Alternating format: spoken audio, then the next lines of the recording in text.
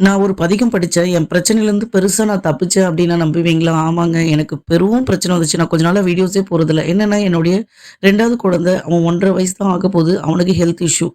நைட்டெல்லாம் வந்து ஃபீவர் வந்துட்டே இருக்கும். ரொம்ப குளிரா இருக்கும். கை கால்லாம் விரைச்சிடும். நாங்க நைட்டும் பகலும் தூங்காம உட்காந்துக்கிட்டு அவன பார்த்துட்டே இருப்பேன். அதுவும் நைட்ல வந்து குறிப்பா நான் அவன தூங்கும்போது பார்த்துக்கிட்டே இருப்பேன். ஏன்னா, அவனுக்கு ஆல்ரெடி ஃபிக்ஸ் வந்ததுனால எங்களுக்கு அந்த பயம் விட்டு போகவே இல்ல. ஃபீவருமே வந்தாலுமே 103, 104 அது மாரி வரும். அவனுடைய ஃபீவர் டச் பண்ணா தெரியவே தெரியாது. ஸோ நான் என்ன பண்றதுன்னு தெரியல. ஃபீவர் வந்து 4 நாள் நான் பூஜை ரூம் பக்கமே வரல. எனக்கு முருகர் மேல பயங்கரமான கோவம். "ஏன்பா இப்படி சோதிக்கிற? என்ன மட்டும் ஏன் இந்த மாரி சோதனை பண்ற? என்னால தாங்கிக்க முடியாத அளவுக்கு கஷ்டம் தரேன்" அப்படின்ட்டு கேட்டுட்டு வந்து இந்த பக்கமே வரல. ஆனா ஒரு லிமிட்டுக்கு அப்புறமா நம்ம குழந்தைக்கு டெங்கு, மலேரியா, அப்புறமா சிபிசி எல்லாத்தையுமே செக் பண்ண சொன்னாங்க. யூரின், லிவர் அப்படி இப்படின்ட்டு எல்லா பிளட் டெஸ்ட், யூரின் டெஸ்ட்லாம் குடுத்துட்டு வந்துட்டோம். மனசு தாங்கிக்காது. ரிப்போர்ட் என்னவா வரும்னு தெரியாது.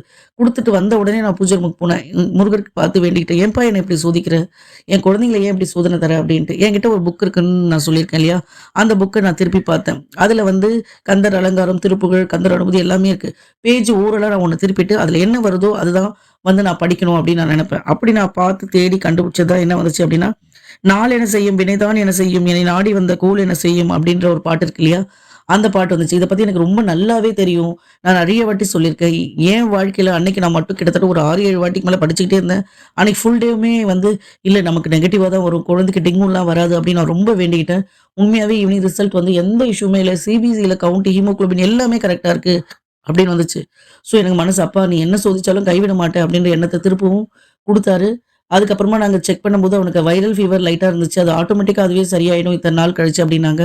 சொன்ன மாரியே அப்படியே சரியாயிடுச்சு. என் வாழ்க்கையில முருகர் வந்து பயங்கரமா சோதிப்பாருங்க. என்ன அழ வைப்பாரு. ஆனா ஒரு கணமும் கைவிட மாட்டார். நம்பிக்கையோட இந்த பாட்ட படிங்களேன். உண்மையாவே என்ன பிரச்சனை வந்தாலும் அப்பன் முருகர் துணையா இருந்து நம்மள காப்பாத்துவார். ஓகேங்களா?